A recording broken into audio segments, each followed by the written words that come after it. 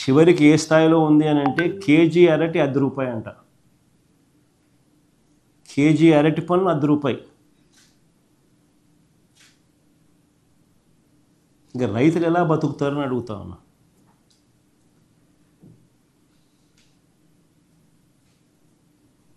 ఇంతటి ఘోరంగా పాలన సాగుతూ ఉంది.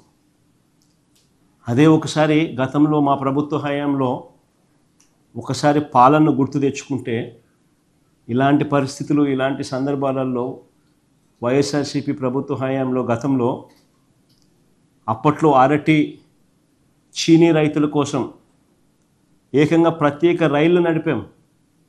అనంతపురం నుంచి ఢిల్లీకి, తాడిపత్రి నుంచి ముంబైకి, నంద్యాల కర్నూలు నుంచి గజియాబాద్కు, లక్నోకు ప్రత్యేక రైళ్లు నడిచినాయి. దీనివల్ల రైతులకు దళారీ బెడద తప్పింది. రవాణా ఖర్చు దాదాపు 40% తగ్గింది. ఎక్స్పోర్ట్స్ సైతం పెద్ద ఎత్తున అవైలబిలిటీలోకి వచ్చింది.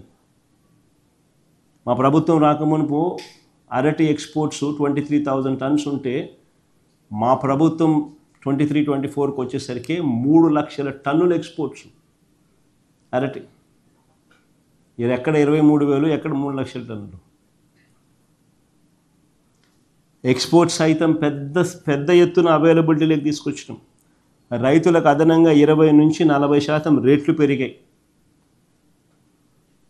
మరి ఈ ప్రభుత్వం ఏం చేస్తూ ఉందని అడుగుతాను. చంద్రబాబు నాయుడు అనే వ్యక్తి ఏం చేస్తూ ఉన్నాడని అడుగుతా ఉన్నా. నిద్రపోతున్నాడా?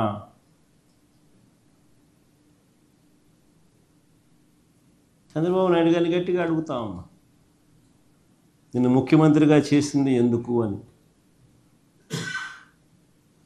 గాడిదలు గాయడానికా నిన్ను ముఖ్యమంత్రిగా చేసింది అని అడుగుతా ఉన్నా.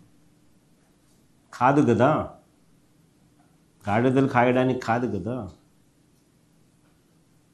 పట్టించుకోవాలి కదా రైతులను.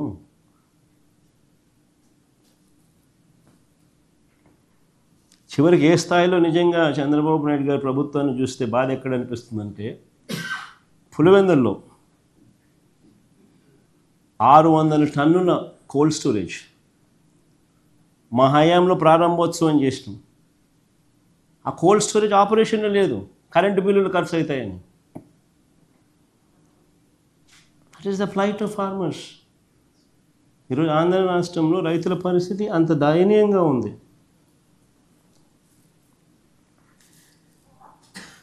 ఒకవైపున రైతుల పరిస్థితి ఇంత దయనీయంగా ఉంది.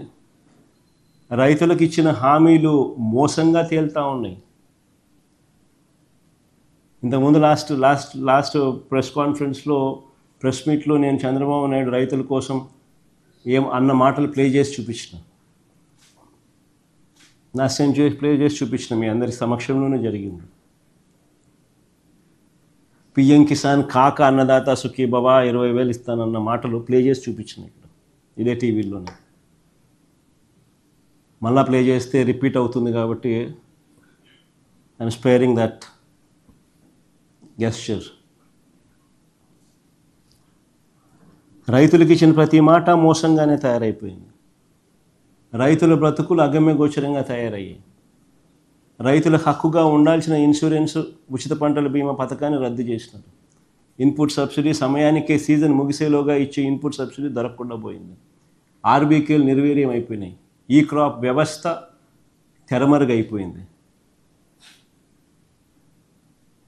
తూతూ మంత్రంగా ఈ క్రాప్ చేశామన్నట్టుగా తయారయ్యాయే తప్ప అసలు ఒక పంట పొలంలో రైతును నిలబెట్టించి ఆ రైతు వేసిన ఆ పంట మధ్యలో ఆ రైతు నిల్చుని ఫోటో తీసి జియో ట్యాగ్ చేసి, ఇది ఈ రైతు, ఇన్ని ఎకరాలు ఈయన రైతు వేసినాడు,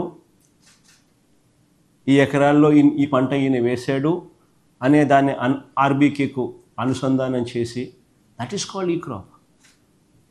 ఆ తర్వాత ఆ ఆర్బీకే పరిధిలో ఆ రైతుకు ఎక్కడ నష్టం జరిగినా కూడా, గిట్టుబాటు ధర రాని పరిస్థితి ఎక్కడ ఉన్నా కూడా ఆర్బీకేలో ఒక పోస్టర్ ఉండేది, ప్రతి పంటకు ఇది గిట్టుబాటు ధరలని. ఈ పంటకి ఇది గిట్టుబాటు ధర, ఈ పంటకి ఇది గిట్టుబాటు ధర అని. ఎక్కడైనా అటువంటి గిట్టుబాటు ధర రాని పరిస్థితి ఎక్కడైనా ఉంటే వెంటనే ఆర్బీకే యాక్టివేట్ అయ్యేది. ఆ ఆర్బీకే పరిధిలో వెంటనే డిస్ట్రెస్ కాల్ జాయింట్ కలెక్టర్కి వెళ్ళేది. Joint collector was also assigned as joint managing director Markfed. వెంటనే జాయింట్ కలెక్టర్ ఇంటర్వ్యూన్ అయ్యేవాడు ఆ ఆర్బీకే పరిధిలో. ఆ పంటను కొనుగోలు చేసేవాడు, మార్కెట్లో కాంపిటీషన్ క్రియేట్ చేసేవాడు. దాదాపుగా 7,457 కోట్లు ఖర్చు చేసినాం మేము మార్కెట్ ఇంటర్వెన్షన్ ఫండ్. గిట్టుబాటు ధరలు రాని పరిస్థితి ఏ రైతుకు కూడా రాకూడదు అని చెప్పి ఆరాటపడ్డ పాలన ఆ రోజుల్లో.